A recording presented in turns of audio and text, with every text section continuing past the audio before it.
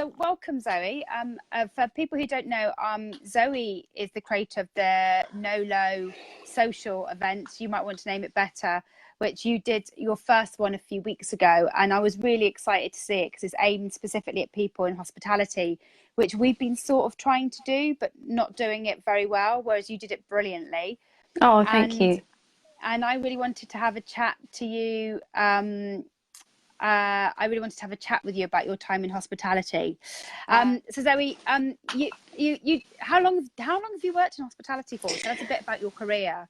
Yeah, You don't sure. have to name places, by the way, just the types Great. of things that you've done. Great. So I've worked in hospitality for the last 10 years. I have worked in like various different roles. So I started off waitressing, and then I had been to cooking school, so I always knew that I wanted to kind of work on the food side, and that kind of I then progressed from front of house into a front of house management role, then went into the kitchen on the event side, and then since then I've kind of done a multitude of different things, but a combination of management, front of house, and chefing. And then after that, my last role, I was working as head of food for a pub company. So it was everything involved in like the operations of a food offer, and sourcing all of the produce and recruiting all of the chefs and making sure everyone has everything they need to be able to execute the offer which was designed. Cool. And how many years have you been in the industry for? So 10. Cool. So that's a great career already in just 10 years. Is it, I've looked at some of the stats, and they say that hospitality is a particularly boozy industry. Would you say that's definitely the case? Do you think it's more so than other places and other types of jobs? Yeah, I would say that yeah, definitely it is. I think there's so many different reasons, but I would say that because it's naturally a community of people who are interested in food and drink, and they are motivated and to try, and they get excited about flavor and craftsmanship. They have a natural interest in drink, plus the fact that it's a really high stress industry that's all geared around making everyone else have a very fun time while they want to be social. So you're basically for your work, you're in a social environment surrounded by like good food and good drink, all of which you're interested in doing yourself. So naturally, I think plus the high stress makes it very naturally a boozy place to be. And it is also, I'm also very taken by the fact that we forget that it's not just, we all know that, that period of, I guess, service, that shift that you're on is always quite intense because they're always busy. You've got a lot to do. People expect things to be out in time. There is a quality we expect from the offer now when we go out. So I can see that's quite stressful. But the other thing that we often don't think about when we look at staff in a hospitality setting is the fact that they're all often on shift work, often working really late hours, maybe then getting up. I've met staff who finish at midnight and then get up to do a breakfast serve in a hotel. Yeah. And there's no normal day in hospitality, and actually not being able to get into a proper sleep routine is also a really, another thing that impacts on health as well. Definitely. And I was definitely going to say that in the times when I was really immersed in working in a kitchen, a glass of whatever, whether it's like beer or spirits or wine after shift would not just be like your kind of treat and your decompression, but it would also be a way to help you to get to sleep at like midnight on a Monday when no one else wants to go out and party and you're wired after like your busy shift. I would say it definitely had that purpose. It's all part and parcel of this this strange industry that we have quite high expectations for, I think. So what made you, because you've now, you know, you love your food and drink, and you talk a lot about provenance and taste and flavor.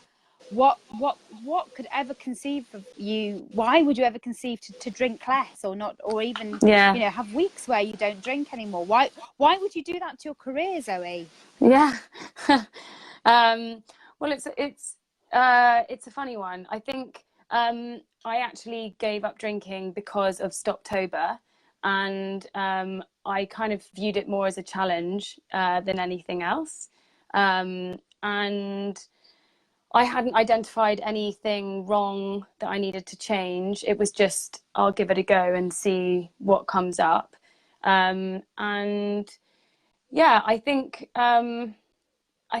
what was really interesting is that as soon as I paused and stopped drinking, it highlighted, for me personally, it highlighted areas where I might feel like a bit uncomfortable or a bit awkward, or where I would normally have that sort of stress relief, I wouldn't have it anymore. And suddenly, I guess I kind of became a bit curious as to why I was experiencing those things, and actually made me aware of the fact that maybe I was drinking because my circumstance sort of required me to, or I was kind of getting something from it. And yeah, and it kind of made me quite curious. So I started to like really feel the benefit of like having more energy. It's like, you know, as a chef, like drinking coffee is like a go-to thing. Like, you know, you work so hard, and you get up and have that coffee, and it's really hard to break that habit. And it was the same with booze. But once I got pushed through that like pain barrier, it was it was really amazing. I had way more energy, and I didn't kind of want it or crave it. But the things that did happen was that I might have had like more energy, but I kind of still was still really interested in like food and drink, alcohol included. So I was really interested in like winemakers, and how they were making wine, and what they were using to make the wine, and you know, like all that kind of craftsmanship I kind of missed. So I was like, I'm having these, you know, great effects of like more energy. I'm kind of more present when I need to be, but I actually was missing the flavor of things. And that's where the no to low kind of came about. Was I I'm not like cutting out alcohol entirely, but when I don't want to drink,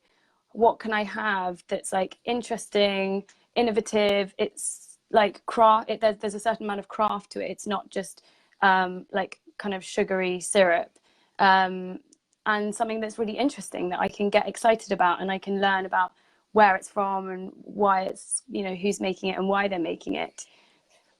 And that's I want to just pick up on that, because what you talk about is something that we all talk about in different ways. So for you, you had a relationship with alcohol that was part of your whole food and drink experience. And when you took the alcohol away, you realized that there was a gap in your knowledge around other things, but you still craved the desire to get to know products.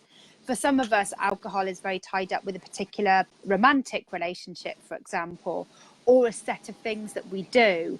And what you did is you didn't go, oh my God, I now miss understanding about producers, and therefore I can't give up drinking. I must carry on drinking because I miss this thing. You actually actively went out and sought ways to deal with that gap that had now been created. And I think that's fascinating, because we often think that we often focus on what we miss rather than what we can gain. And you seem to have added in a lot of gain. Yeah, well, um, yeah. I mean, I would say it's been really interesting, and it's fortunate that it's happening for me at this time, because I feel like there's so much innovation in the no to low drinks category. So it's actually been pretty an exciting and interesting journey. I mean, if it had been 7 years ago, when I think you If it had been first, 4 years ago, it would have been even, it was yeah, still terrible. oh my God, totally. But I mean, I think you were 7 years ago, right? Yeah. Yeah, and I can't imagine. I mean, like trying to create innovation in that space, or like to find innovation in that space, you would have been, you know, beating your head against a brick wall. Whereas, you know, it's kind of happened for me at a time when there's loads of innovation going on, which is really, really exciting. And the amazing thing about the No to Low, when we did the event last, like a couple of weeks ago now, is that there was such a variety of different people there. You know, there was people who were sober. There were people who were, and as from all different age spectrums. There were mindful drinkers there. People who there were drinkers there who were just interested in drink and innovation and craft. And there were people from the industry. You know, that there was so many different people. I think we sold over 80. Well, we sold over 85 tickets. All different people just interested in like these new exciting products that were coming on, and all interested in like people's experience of you know, alcohol and what worked for them and what didn't. And that's really been our kind of primary goal, is not to say like one is good, one is bad, but to create a space where people can explore what works for them and they can feel empowered to do that, and try some really delicious things in the process. And I think there's two really interesting things about that. One is that it's in all of our interests to cultivate friends who may not be giving up drinking, but who want to drink something else because they're driving, because they're pregnant, or anything else. Because the more this category grows, the better it is for everybody. Diversity of choice is always good for everybody. It's a bit like I always talk about disabled access to buildings. It's not only about people with a wheelchair, it's about people with pushchairs, it's people who've got luggage and suitcases. All of these things make it better for everybody, and then you don't have to ask questions. And then the second is that what you're doing is creating a climate of permission, which is that the more we can as a society say it's okay if you don't drink, the more likely we are to have a healthier relationship with alcohol or decide to give up altogether. But at the minute, we're in a society that if you decide not to drink, everybody asks you why, because it's unusual. And so your events also creates that permission. It suddenly is a game changer, really. Mm.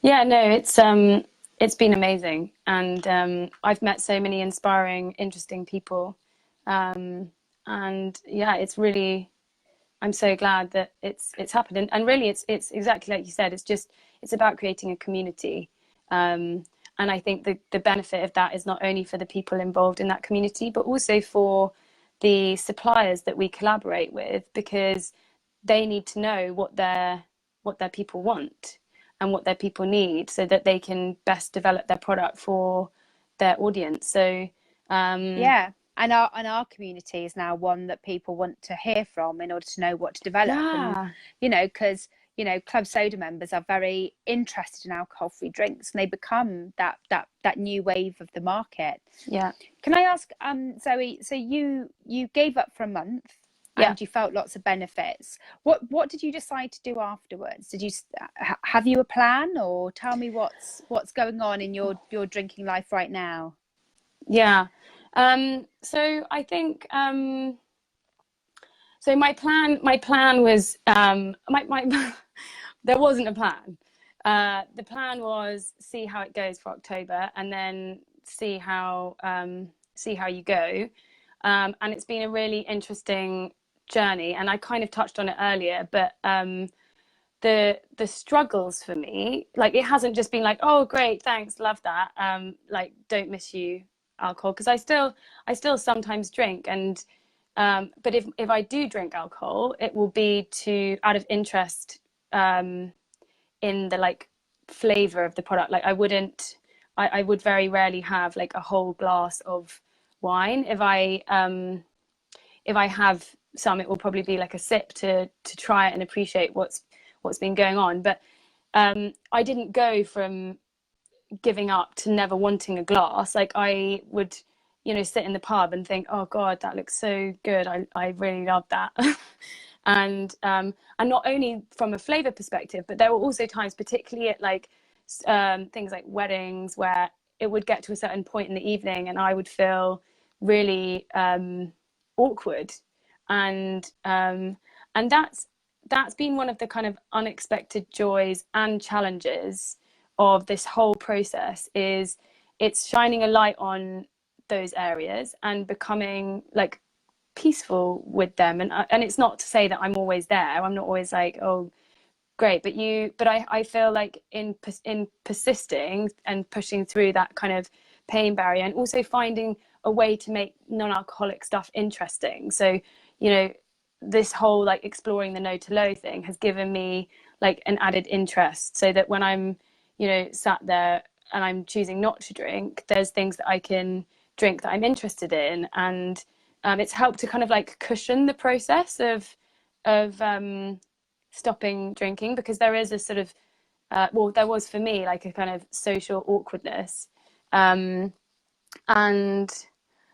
yeah, so it's not being kind of like easy from a social perspective. There's also times from like a kind of stress perspective where you think, oh, it'd be great to just decompress and have a glass of X, Y, or Z, and you know, I'm not overly rigid about never being able to do this or never being able to do that. But as soon as I feel like I want to, or I crave the alcohol, that's kind of when I actually say to myself, like, it's probably, you know, I'll try my alternatives and see how I go. So I think there's two things I'm hearing here, which is that you really are trying hard to only drink when there's something you really, really want to try, and that you think is worth expanding your, basically, whether you think it's worth putting into your body or not, because you've made a conscious choice about it. And the second is that you're definitely sounding like you are keeping tabs on where you are in an evening, in order to make sure that you don't end up in a place that you don't want to be anymore. And that's quite powerful, and it's not an unusual set of goals, actually, in a way, and a set of rules. Do you ever find, yeah, sorry, no, yeah, I would say that for me, I've never been like a big drinker, so it's kind of, and I've kind of like got myself into sticky situations or like embarrassing situations before, but I've never been like a big drinker. But it's more the effects that I would have the next day that would be enough to like discourage me from not wanting to drink. So it wouldn't be so much about disgracing myself on an evening that would be unmotivating. It would be more that like I just would feel like a certain sense of like lack of motivation, like a kind of like, I don't know, I guess like sometimes like a sort of anxiety, or just like not the like Zoe I can be when I haven't had alcohol. And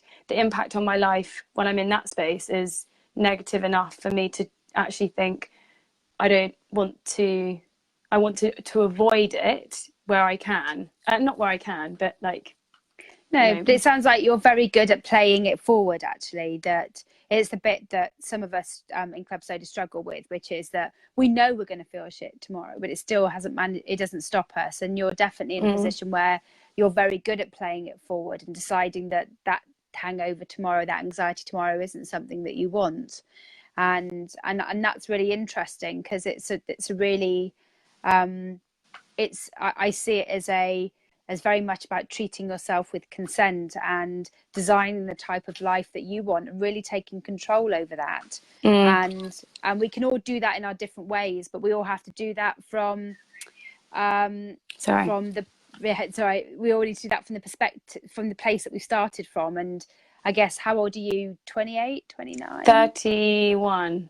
Oh, 31. So I thought you must be around that stage. So you're tackling it at a really good point. Whereas I know there's a few people on this list, and myself included, that left that a bit too late. And so you're a good poster girl for the fact that if you can begin to get this in control early on, and begin to set some rules and boundaries and know what it is that you want for your life, then you don't end up in the situation that I might have done, where my off switch just went, and I'd have drunk any old shit, to be honest, Zoe. So, you know, there There was no, however much I'd like to pretend that I was more sophisticated because the bottle of wine was £10.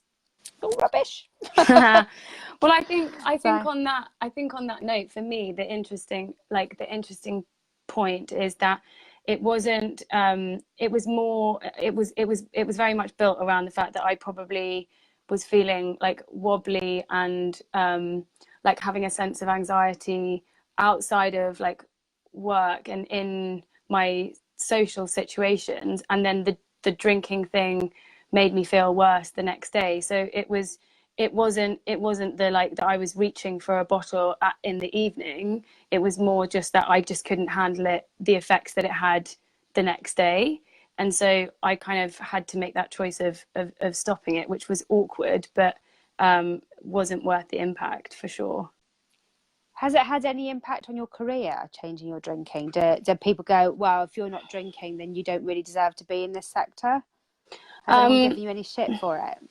I actually, interestingly, you mentioned this. I had a chat with someone recently who said that they were suspicious about my choices, and I guess I don't really know what they meant by that, but I think they yeah, I think people think it's sometimes that I can't appreciate things if I'm not having the same kind of consumer experience. I don't know. No one's given me direct like difficulty from it. I mean, it's interesting because I am ashamed to say that when I was drinking, I'd always use the joke, oh, you should never trust someone who doesn't drink. And that, I mean, you could say that sentiment is very similar to that, which is, I'm suspicious of anyone that doesn't drink in this sector because they don't understand what's in it. And of course, the hospitality sector, alcohol is one part of it, but actually giving the customer what they want is the most important part of it. And customers are demanding something different. And also, you could replace the word suspicious for jealous. It sounds like they're a bit jealous. Yeah, you've been a bit more conscious. I think the from a hospitality perspective, the thing, if you think, for me, hospitality is about creating a space where people can socialize, have fun, and they can enjoy things that are delicious. And this is the thing that the No to Low is all about for me. Is it's about giving people all of those same pleasures, but just without alcohol. And this is this common misconception that they're sort of mutually exclusive, but actually, at the No to Low we had a musician, like a chat from you and I, and loads of really interesting products. We had some delicious food, and it just happened to be that there wasn't any alcohol there. So to say that because I didn't drink meant I didn't understand or like couldn't deliver hospitality, or I didn't get it, I actually think is totally rubbish. Is totally not the case, because you could deliver on all of those things in its absence. It's just that we've never learned how to do it in Britain. That we forget that it's about the social experience, and not the assumption that you can only have a good social experience if you've had alcohol. It's part of our cultural myth, really, that we seem to think is true. It's not at all. And I guess that's been a really big discovery for me, which is that you can do many things and you don't have to have alcohol involved to make them better. So yeah, and I think that's also the thing that's been quite interesting about this event was that it appeals, and it's the purpose of it is to appeal to like I said, there were some people there who were sober, and then there were other people there who aren't used to not drinking. And so the reason why I say that is because I could see that there were some people that maybe felt a bit like unusual not having access to alcohol by sort of 9 p.m. But that's the whole point of this community, is being a mix of people who are used to it and people who aren't. You can start to like empower people who don't quite have the confidence, or it's not the right word, confidence, but who haven't done it before, to feel comfortable in that space and to like engage with people who can help. No, you're right, because the reason why we do all of our lunches in pubs and restaurants where there is always alcohol available as well is that we can practice a new behaviour in a familiar setting. Yeah. And you need to learn that the sky doesn't fall in if you're out on an evening and you're not drinking. The night is just different to what you've been used to, and you can get used to something new. So yeah, you may go home earlier, but hey, what do you really miss, for example? And suddenly you're able to put some of those things in perspective. How often do we stay at things that we're not enjoying because we've decided that we have to drink to stay at something we don't enjoy rather than just go home? You know, so once you begin to question those assumptions and you've done that, you've given the space to do that, people realize that it's not so unusual, and the sky doesn't fall in. Yeah, no. Cool. And I think that's, you know, that's been the massive benefit of this, is not only exploring delicious alternatives, but also the amazing people that want to like come together and support each other. And that's a really special thing. And I'm really grateful to you as well, because we've ended up in a space that I never anticipated, which is, you know, we work a lot with the on trade now, and that's all been driven by the club soda community. You may not know this, guys, but it's because very early on you all kept asking about why there weren't better options that we started to explore this before some of the new drinks came on the market. And so we've now got this conversation with the on trade sector where we want to support it rather than always banging and saying you're terrible, you're awful. We're trying to create the environment to support it to become less reliant on alcohol too. And I'm really grateful for people like you coming in and bringing your expertise into that and helping us talk to that hospitality community. Because for me, you know, there are two ways that you can create a world where nobody feels out of place not drinking. One is in our own personal skills and how we feel. The other is that society begins to shift its alcocentric norms, and we can begin to do that by getting pubs and bars to change. And you won't realize it now, but you're spearheading something quite amazing within the sector. Well, do you know what I think? From the people that came to the event, I've had when you spoke, you talked about you know, if you don't see there being a good alcoholic alternative, then go to the bar and make a complaint about it or say that you want more. And I've had you know, handfuls of people that have come up and have sent me a message saying, we told them this wasn't good enough, and Laura would be so proud. I would be. So I was like, you go, Laura. Because unless we begin to say what it is that we want, we won't get what we want. Yeah. And, you know, and it's as simple as that. And the worst that somebody can say is no, right? Yeah. And but actually I found that the minute you begin to open that conversation, amazing things happen. And for every one person that says no, 20 people are saying, okay, tell me more right now. And that's exciting too. And for me, that's the collaborative nature of Club Soda, which is we're all in this together, and you come with your perspective and our members come with their perspective, and I come with my very shouty voice and complaint letters, and somehow we'll make it all work together. Yeah, no, it's great. It's been amazing. Cool. Well, look, thank you for your time today, and I'm really looking forward to working with you more in the future. Yeah, no, not at all. And thanks for taking the time today, because I can already see that some of the feedback from hearing you today is really good. And for me, it was you bring a new and a fresh perspective. And for me, there's not hard lines in Club Soda around what people's goals are. What we are all is allies and aligned in some of the things that we want to do. And being respectful of each other's choices is a key part of that. But we all have underneath it all a desire to make sure that alcohol doesn't rule our lives in a negative way. And that's basically the bottom line of it. So yeah, no, definitely. And Brilliant. I think in the up and coming events, like I'm gonna work really hard to really do a very hospitality focused one, because I feel like there was a real mixture of people at the last one. And so, yeah, I'm really looking forward to that, because I feel like that would be a really positive contribution. It will, and I'd love to talk to you more about that. Brilliant. Yeah. Thank you so much for your time today. Not at all. Thanks so much. Finally made it. I know. Thanks so much, Laura. Speak to you soon. Bye. Okay, bye.